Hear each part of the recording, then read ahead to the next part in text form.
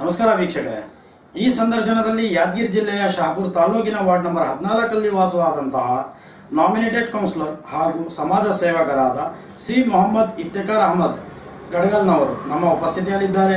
ಇವರಿಗೆ politicians in India ಪರವಾಗಿ ಹಾರ್ದಿಕ ಸ್ವಾಗತ.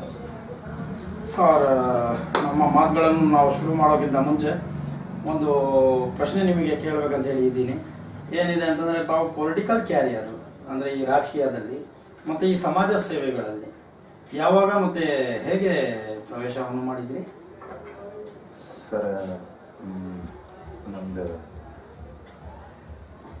ನಮ್ಮಲ್ಲಿ ಮುಸ್ಲಿಂ ಬಾಂಧವರು ಯಾರ್ರಿ ನಮ್ಮ ವಾರ್ಡ್ನಾಗ ಮಾತಾಡಕ ಸ್ವಲ್ಪ ತೊಂದರೆ ಆಗ್ತಾವ್ರಿ.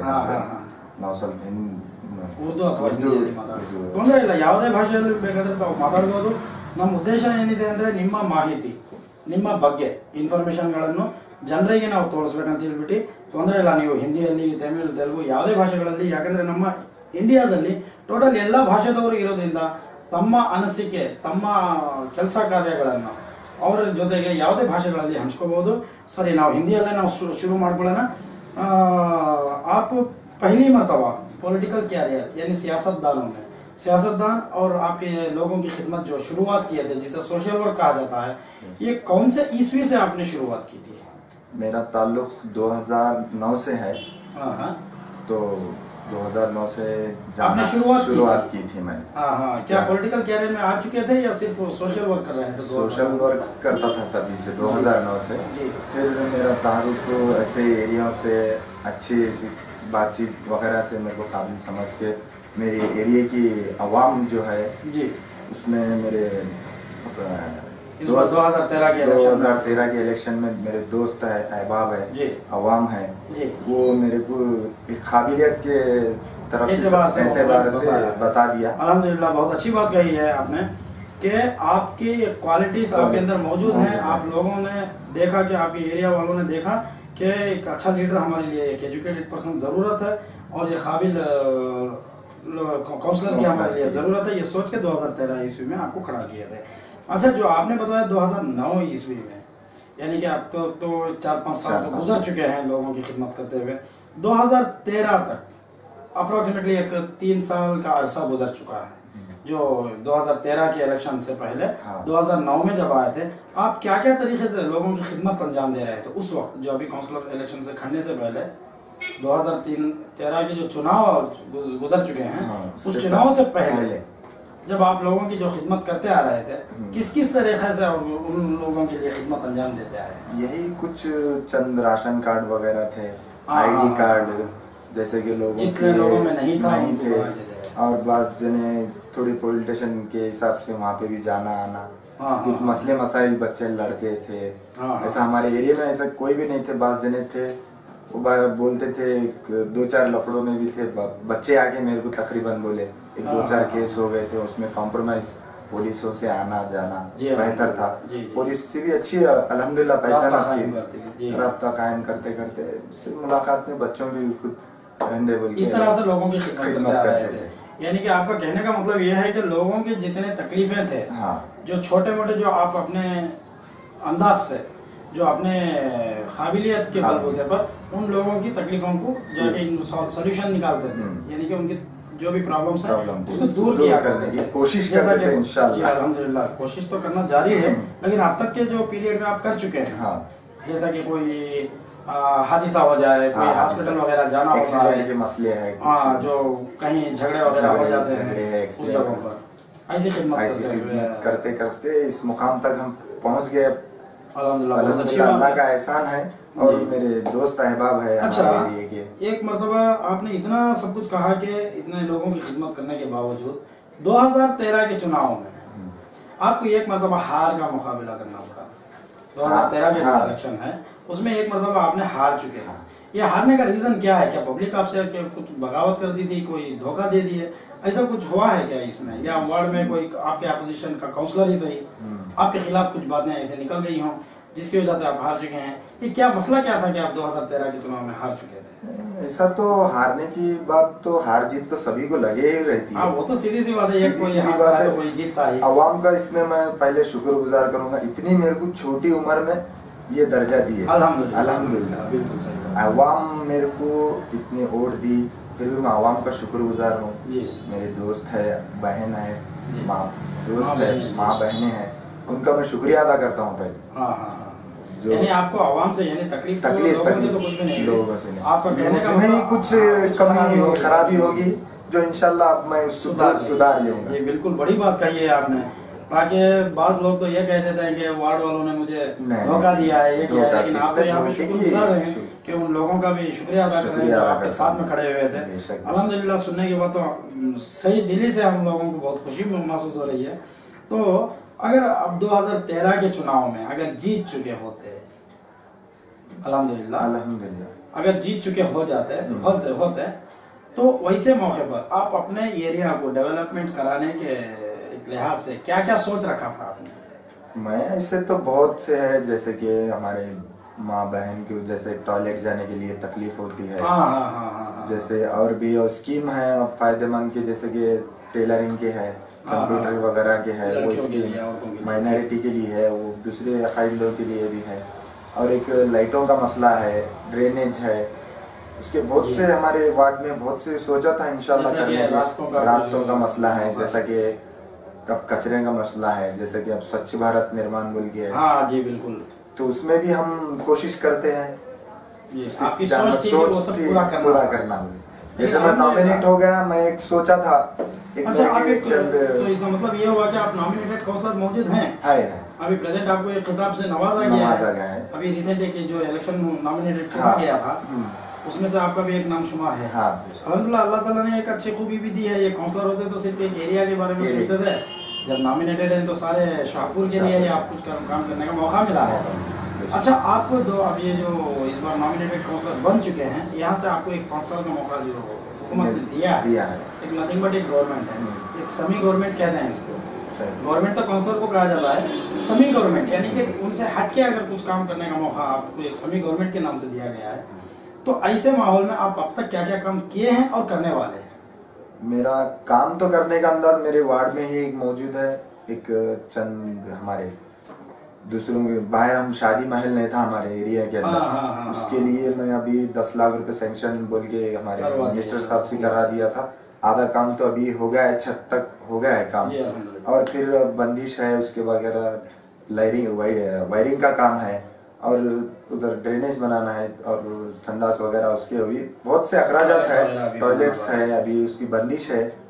तो अभी उसके लिए अब एक 15 लाख का नॉमिनेटेड काउंसलर जीत के तो अभी एक अप्रोक्सीमेटली 3 महीने कुछ हो गया। तो 3 महीने में अल्हम्दुलिल्लाह आपने पहले 10 लाख का हो गया था काम, और एक फिर नॉमिनेट होने के बाद फिर रिक्वेस्ट मैंने जाके किया, और एक 10 लाख रुपए सैंक्शन करो बोल के, वो भी हो गया है इंशाल्लाह। एक खरीद में भी उसका भी तामीर चालू हो जाएगी। बहुत अच्छी बात कही है आपने।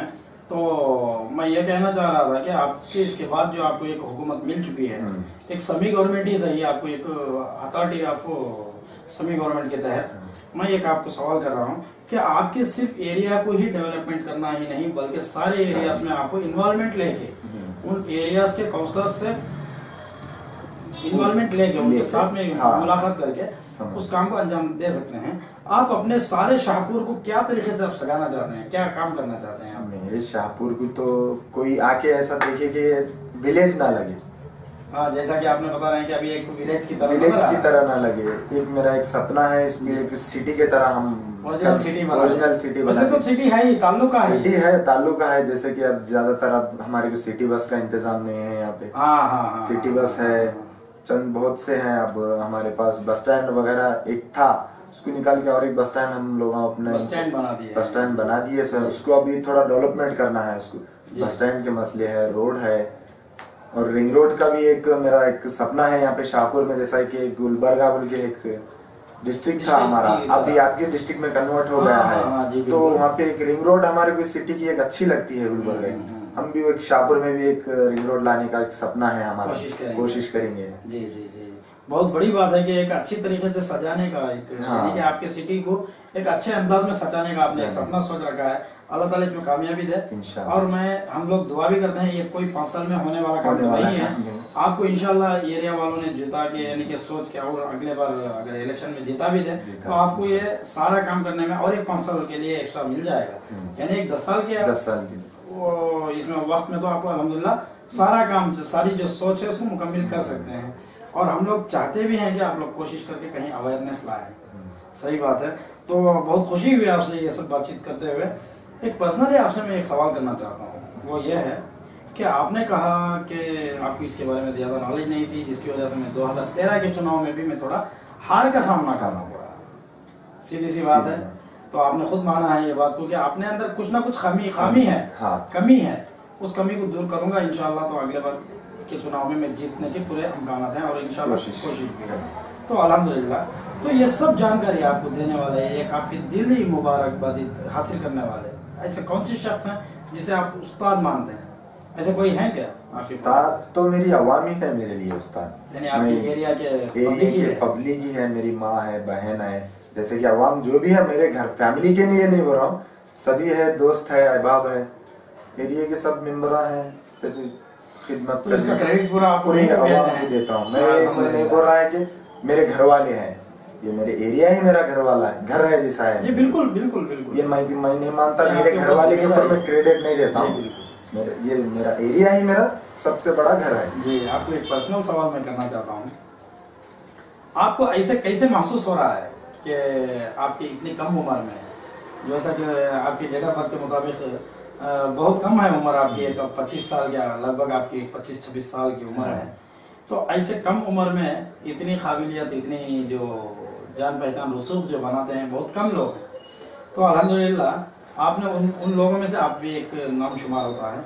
आपको कैसे महसूस होता है कि जब इतनी कम उम्र में आपको इतना अच्छा रुतबा मिला और इतने लोग आपके जो फेवर में हैं, इतना चाहते हैं, ऐसे कैसे बना है? क्या यहाँ पे कुछ तासुब वगैरह को हटा के जो आपने कुछ काम किया होगा, जैसा कि मुस्लिम्स हो या हिंदू हो या क्रिश्चियन हो, इन सब को तबकात को हटा के सब में इन्वॉल्वमेंट लेके काम करना, उनके लिए उनके दुखों में, उनकी तकलीफों में, जो हॉस्पिटल्स का कोई मसला आ जाए उसमें कोई जाति भेदभाव के बगैर आप इसमें कुछ ऐसे इन्वॉल्वमेंट लेके काम कराए हैं कि जो आपको ये इतनी कम उम्र में ये हासिल हो? सबसे पहले तो मैं अल्लाह का शुक्र अदा करता हूँ। जी बेशक। उसके बाद इसमें कोई पॉलिटिकल किसी को रोक के, किसी के धर्म को ठेस पहुंचा के ऐसी पॉलिटिकल तो मैं नहीं किया अभी तक, तो कुछ भी किया भी नहीं ना, इंशाल्लाह करूंगा भी।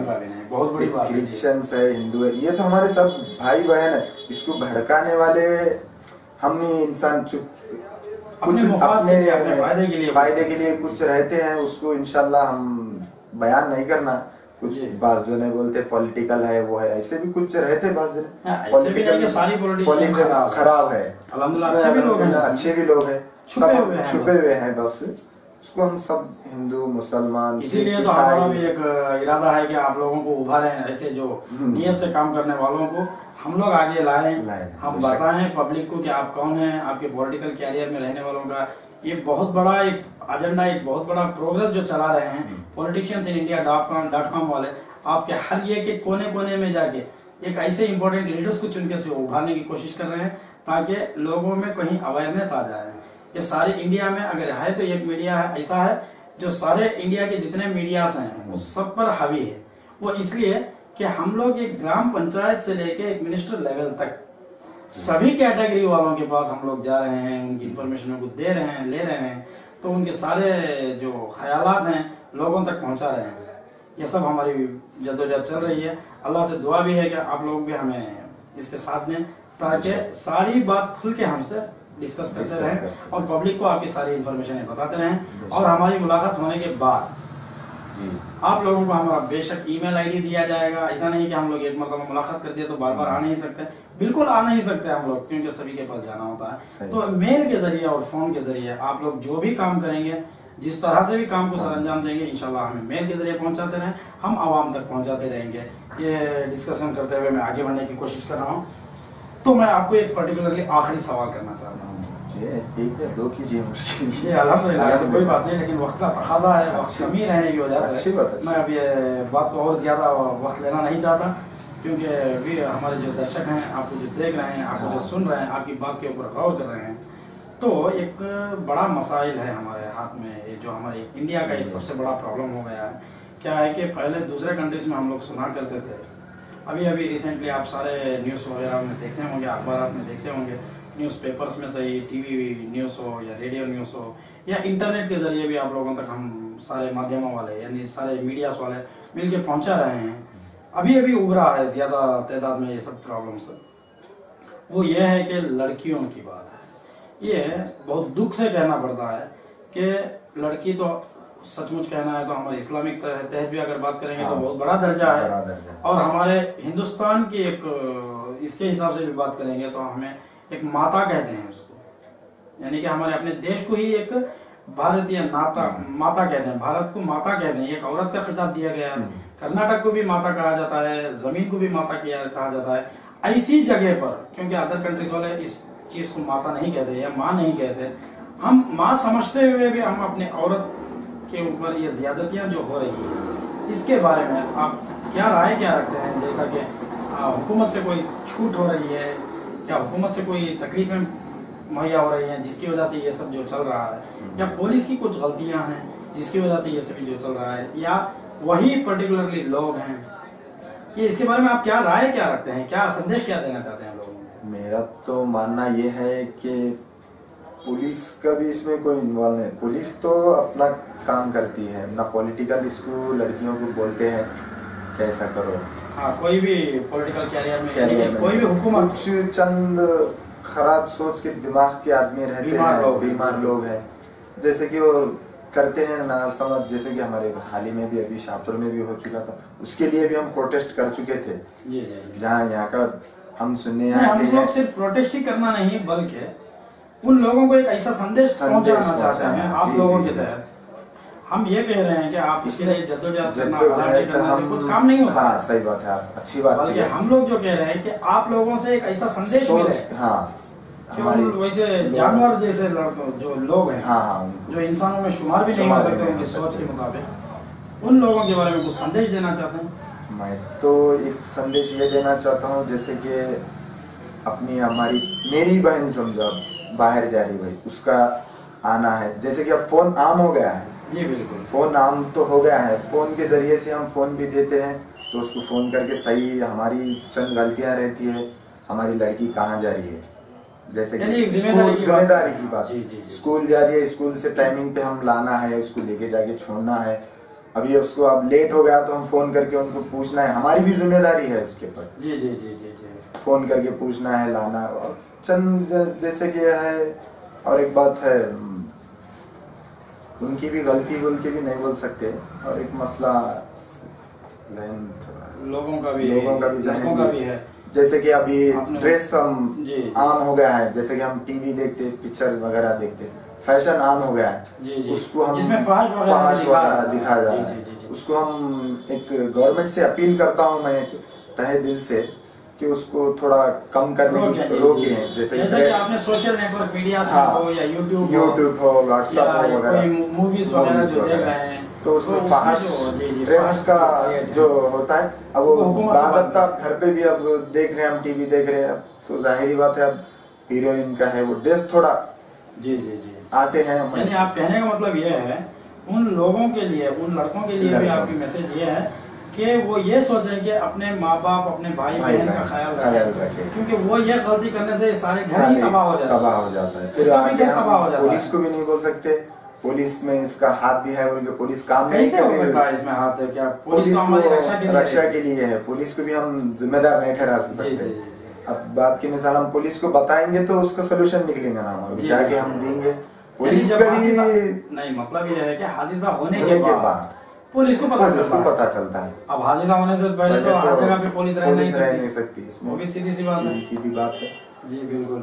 और उन लोगों के लिए जो बीमार हैं उनके लिए भी आपका ये कहना है कि वो अपने रास्ता चलते हुए उन औरतों को अपनी माँ बहन की तरह समझे। अब जैसे कि मैं ही कुछ दूसरों को छोड़ा तो मेरे को भी नसीहत होना चाहिए कि मेरी भी घर पे एक बहन है, माँ है, बीवी है, ख्याल रखना चाहिए।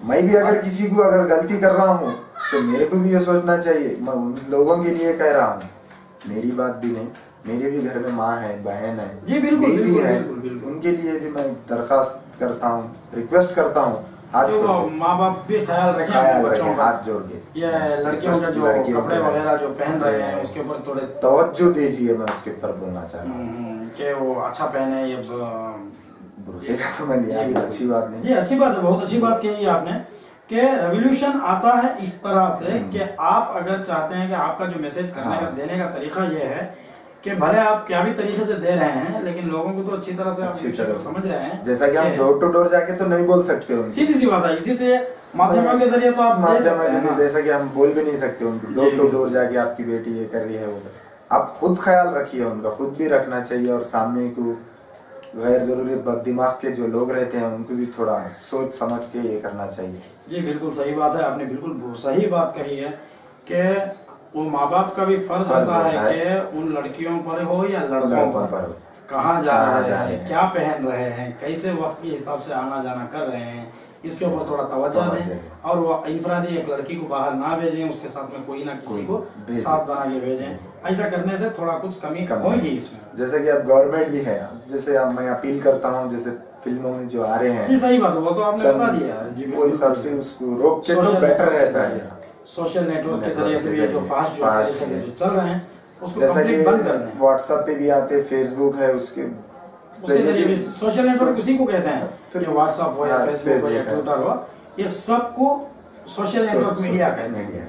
इस सोशल नेटवर्क मीडिया में जो फहश चल रहे हैं, जो गलत वीडियोस हो या तस्वीरें हैं जो चल रही हैं, जैसा कि अब बाज़ जने अब मजहब को लेके भी करते हैं, उसको ना कीजिए बोलता हूँ, मेरा एक मानना भी है। सही बात है, मजहब के लिए भी चंद होने से यूट्यूब पे डाल देते हैं, वो खामखा मजहब यानी टोटल फेसबुक यानी कि सोशल नेटवर्क मीडिया में जो सही जो फैलाने वाले जो चीजें हैं जो गलत है उसको हुकूमत से बंद कर दीजिए। जी बहुत अच्छी बात कही है। वक्त की कमी रहने की वजह से हम लोग बातचीत तो यहीं पर खत्म करते हैं। हमारे दर्शक जो आपको देख रहे थे, जो आपकी सारी बात को सुन रहे हैं, उन लोगों की तरफ से और हमारे ऑनलाइन नेशनल पॉलिटिक्स मीडिया की तरफ से politiciansindia.com की तरफ से आपको हार्दिक अभिनंदन। ವೀಕ್ಷಕರೇ, ತಾವು ಕೇಳಿದಿರಿ ಯಾದಗಿರಿ ಜಿಲ್ಲೆಯ ಶಾಪುರ ತಾಲೂಕಿನ ವಾರ್ಡ್ ನಂಬರ್ 14 ವಾಸವಾದಂತಹ ನಾಮಿನೇಟೆಡ್ ಕೌನ್ಸಿಲರ್ ಹಾಗೂ ಸಮಾಜ ಸೇವಕರಾದ ಶ್ರೀ ಮೊಹಮ್ಮದ್ ಇಫ್ತಿಕಾರ್ ಅವರ ಮಾತುಗಳನ್ನು ಕೇಳಿದಿರಿ, ಅವರ ಸಂಭಾಷಣೆಗಳನ್ನು ತಾವು ಕೇಳ್ತಾ ಇದ್ದೀರಿ, ನೋಡಿದಿರಿ। ಇನ್ನಷ್ಟು ಇವರ ಬಗ್ಗೆ ವರದಿಗಳನ್ನು, ಇನ್ನಷ್ಟು ಮಾಹಿತಿಗಳನ್ನು ತಾವು ಪಡೆಯಲು ಲಾಗ್ ಆನ್ ಮಾಡಿ www.politiciansindia.com। ಜೈ ಹಿಂದ್, ಜೈ ಕರ್ನಾಟಕ।